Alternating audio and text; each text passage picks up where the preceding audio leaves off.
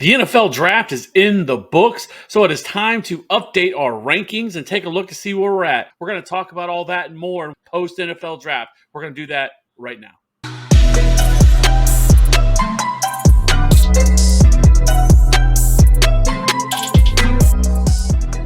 Welcome back in. Appreciate everybody joining us today. We're going to be talking about our running back rankings post NFL drafts. Let's just jump right into it, Cody. Let's jump right in. So right now, our rankings are as follows: Jonathan Taylor, Christian McCaffrey, Joe Mixon, Austin Eckler, DeAndre Swift, Najee Harris, Dalvin Cook, Derrick Henry, Leonard Fournette, Javonte Williams, Alvin Kamara, and James Conner. Cody's is Jonathan Taylor, Dalvin Cook, Christian McCaffrey, Austin Eckler, Leonard Fournette, Joe Mixon, Alvin Kamara, Najee Harris, Derrick Henry, Nick Chubb, DeAndre Swift, and James Conner. Let's just get right into it. Let's talk about a few of these guys. Cody, you have somebody that signed back with the Buccaneers. You have Leonard Fournette in a really a great spot again. They did bring in Rachaad White through the draft in the third round. But other than that, this running back room is much the same. They did bring back Gio Bernard as well. He is still back there, and Keyshawn Vaughn. But how do you see things playing out this year for Leonard Fournette? I think it's going to be a lot of the same as last year, man. Like you said, there's nothing behind him. Bruce Arians tried telling us that Gio Bernard was going to be a big part of this offense. Obviously, he got hurt at some point through the season, but he wasn't really involved at all outside of that one game. You're looking at someone who is currently being drafted on Underdog as the RB12, which I think is just way too low. I know they lost some key pieces on the offensive line. Still going to be an above-average group, especially on that right-hand side. They brought in Shaq Mason. They still have Tristan Wirfs at right tackle, so I think the line is going to be completely fine. Rachaad White doesn't really bother me at all. Maybe he takes some targets away, but he was someone who I thought was a little bit more athlete than he was running back. And like we were just talking about too, that depth chart really wasn't impressive at all. So there was really nothing holding them back from bringing someone in. Obviously, Ronald Jones going to your Kansas City Chiefs, Keyshawn Vaughn, and Gio Bernard. So if we look at last year, Fournette ranked. This is something I just thought was interesting. He ranked third across a couple different key stats, being targets, receptions, red zone touches, and fantasy points per game in PPR.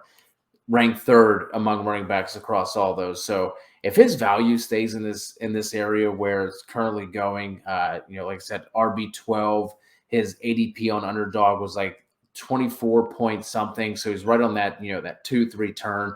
If it stays there, man, that is going to be fantastic value, and I'm going to be all over that. No, for sure. I mean, everything's lining up for him. Tom Brady came back. This would be a different conversation had Tom Brady not come back, but now he's back. I mean, everything is in line for this offense to be wheels up in 2022. So I do like Leonard Fournette.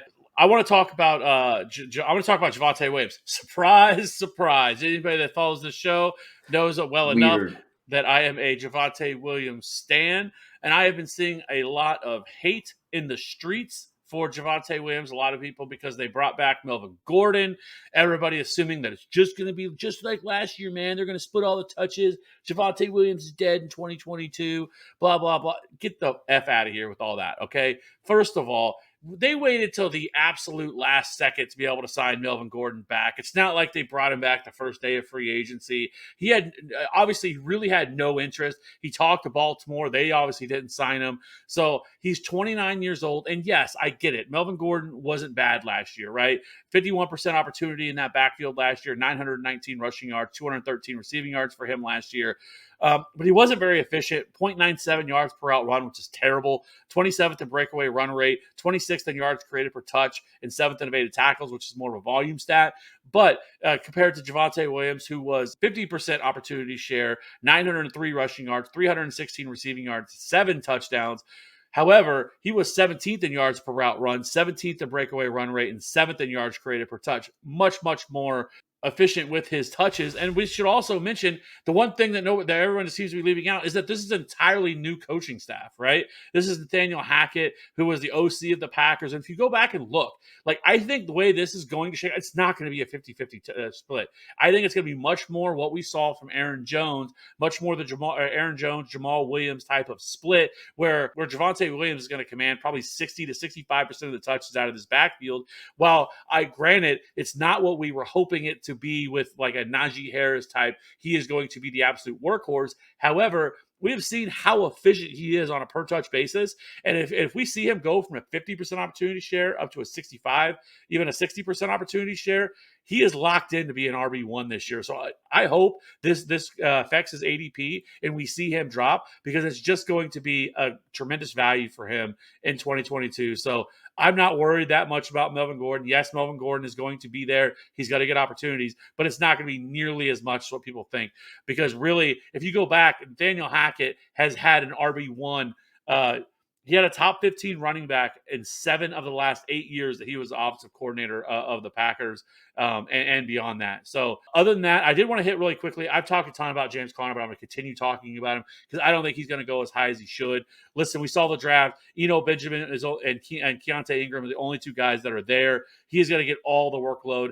I mean, last year, he only received 58% of the opportunities in this backfield, 13.5 carries per game, 2.6 targets per game. You can bet your bottom dollar he's going to see a lot more than that. The only concern with James Conner for me this year would be his age. He is 27 years old, so he is getting up there, and he has somebody that has dealt with a lot of injuries. He did get hurt last year for a short period of time, so that would be my only concern. So I do think somebody like a Keontae Ingram could actually be a very interesting stash, as a late round guy. But with that being said, James Conner, while he's healthy, is going to absolutely explode this year, much like he did last year. I don't know if he's going to get 18 touchdowns like he did, but I think there's still really good things to come for James Conner. So before we hop over to the RB2s, I just want to get an idea for you, like where would be like the cutoff for you for, James Conner right now, RB17 on Underdog, which, I'm definitely all about that.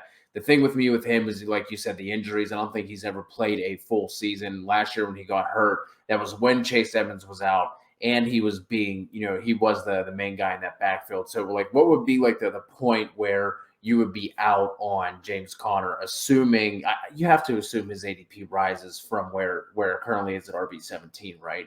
What would be like that cutoff point? I think, RB12, RB13, RB14 in terms of like the running backs that, I still would take, obviously Javonte Williams, Leonard Fournette ahead of him. Those guys, I think all those guys should definitely go ahead of him. Even, for me personally, I'm going to take Alvin Kamara, Dalvin Cook, Derrick Henry, all those guys ahead of him. But once I get to the Aaron Jones, Saquon Barkley, Nick Chubb range, like now you're talking about a real conversation to be had with who you'd rather have. And right now with that offense, I guess we'll talk about some of that with, obviously DeAndre Hopkins being out for the first 6 games. So that is going to affect the offense. We saw how drastic it was with the offense, but he is still going to see a ton of targets. I think he's going to see even more targets. Without Chase Edmonds last year, he saw 5 targets per game, which is excellent. So I think with all that being said, as long as he can stay healthy, I think there's big things coming for James Conner in 2020. Moving on to our RB2s, we both have Aaron Jones at the top at number 13, and you have Saquon Barkley, Nick Chubb, Cam Akers, J.K. Dobbins, the aforementioned Antonio Gibson, David Montgomery, Breece Hall, Josh Jacobs, Zeke Elliott down at 22, Miles Sanders, and then Travis Etienne coming in at 24 for you. I have Javonte Williams at 14, Barkley, Akers, Dobbins, Gibson, Zeke, Montgomery at 20, Elijah Mitchell 21, Miles Sanders, Josh Jacobs, and Breece Hall for me at 24.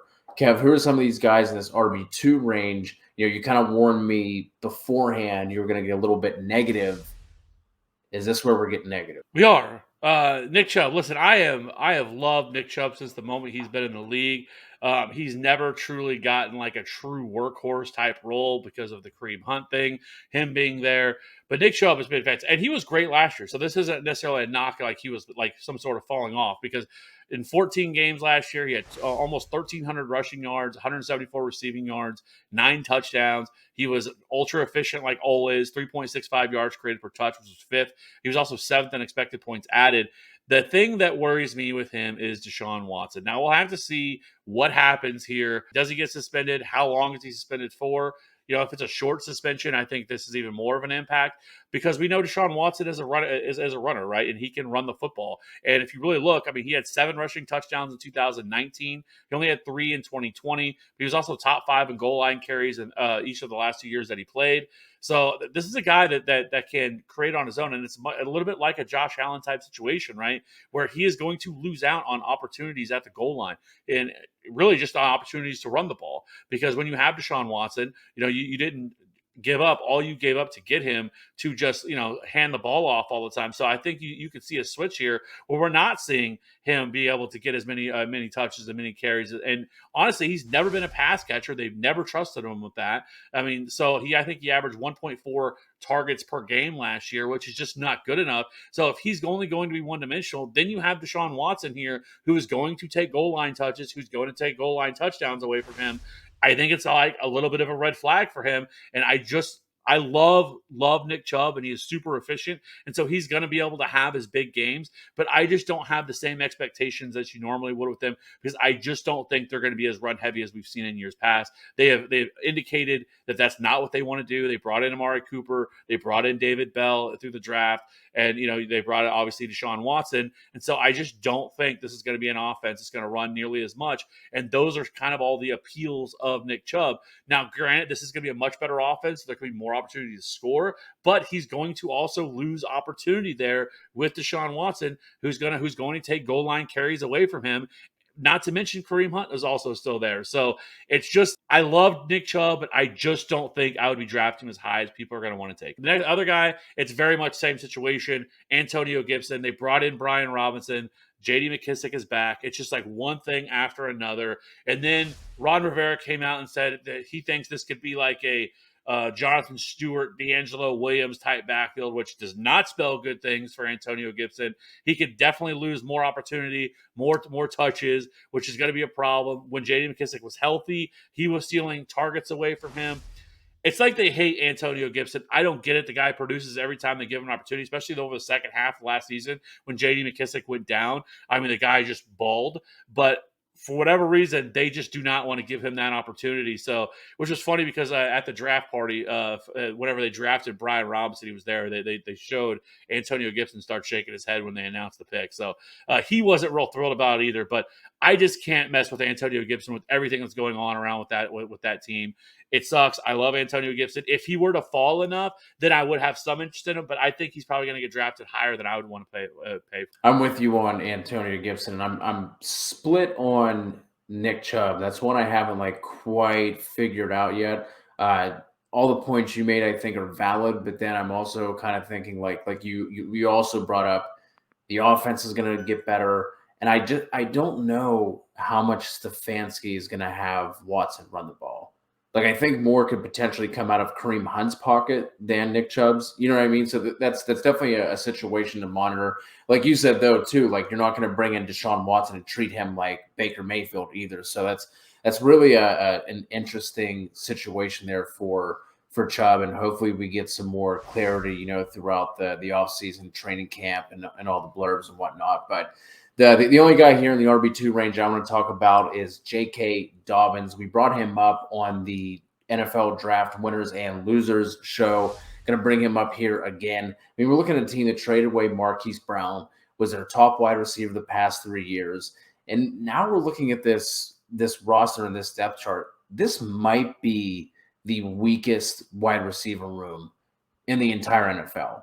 If not the weakest, it's right there. I mean, you're looking at Rashad Bateman and then zilch, nada behind him, right?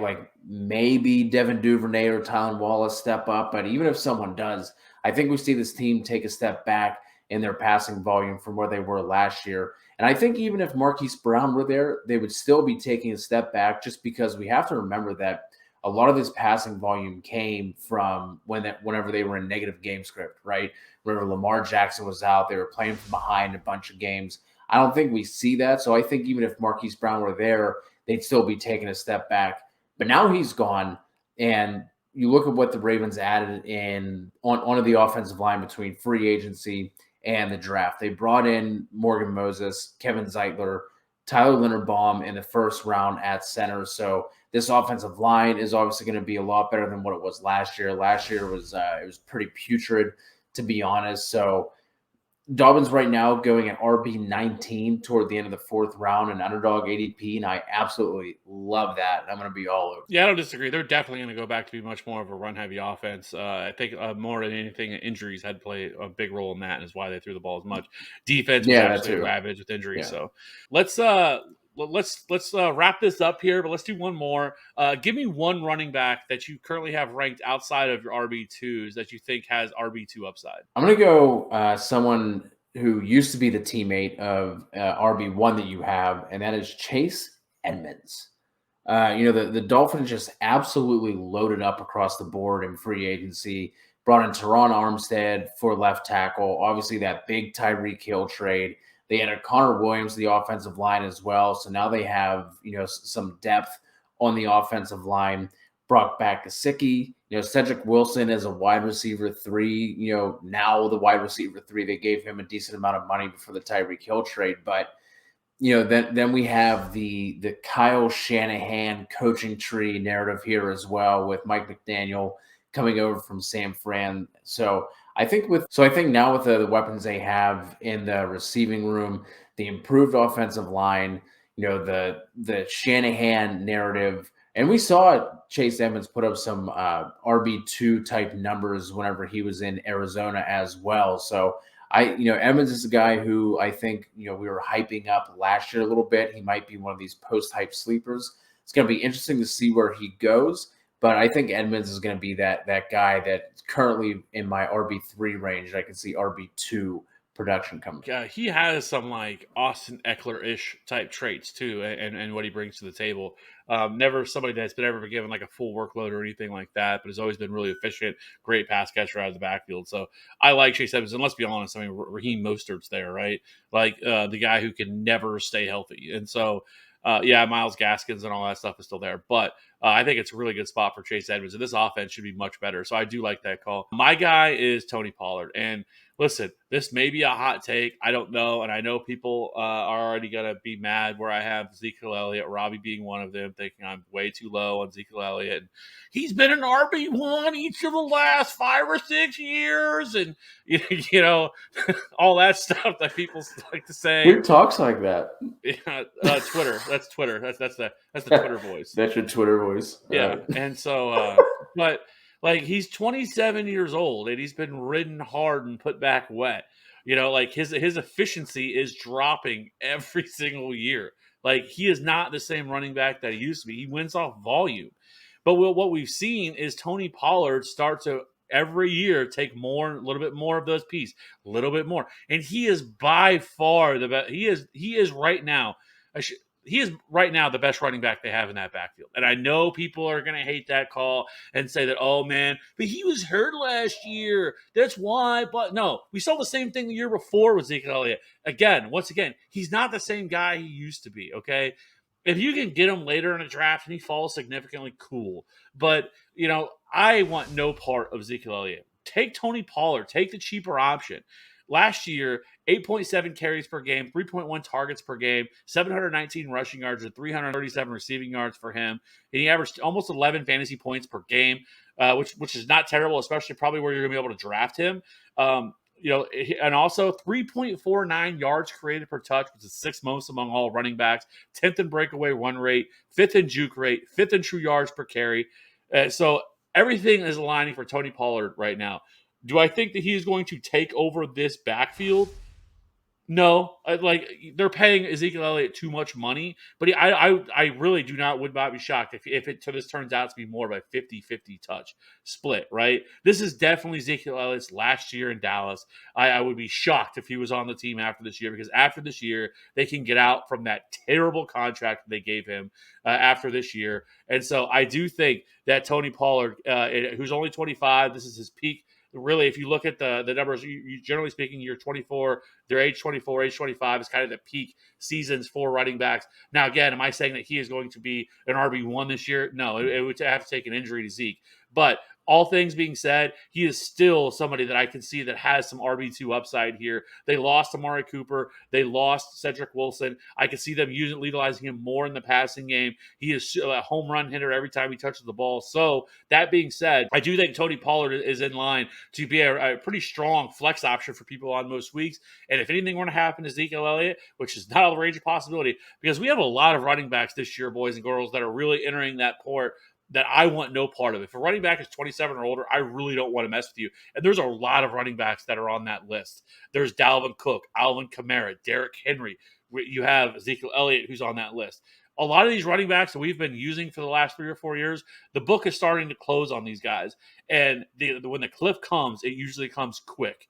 And so I will be avoiding most of all these guys unless they come at just a really strong value for me. So I want no part of Zeke. Give me Tony Pollard, who's much cheaper, and at this point in his career is probably the better running back. That may be hot. I don't think that it is. The numbers back it up. Efficiency backs it up.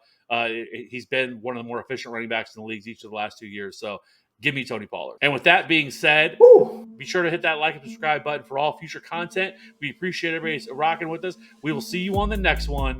Bye.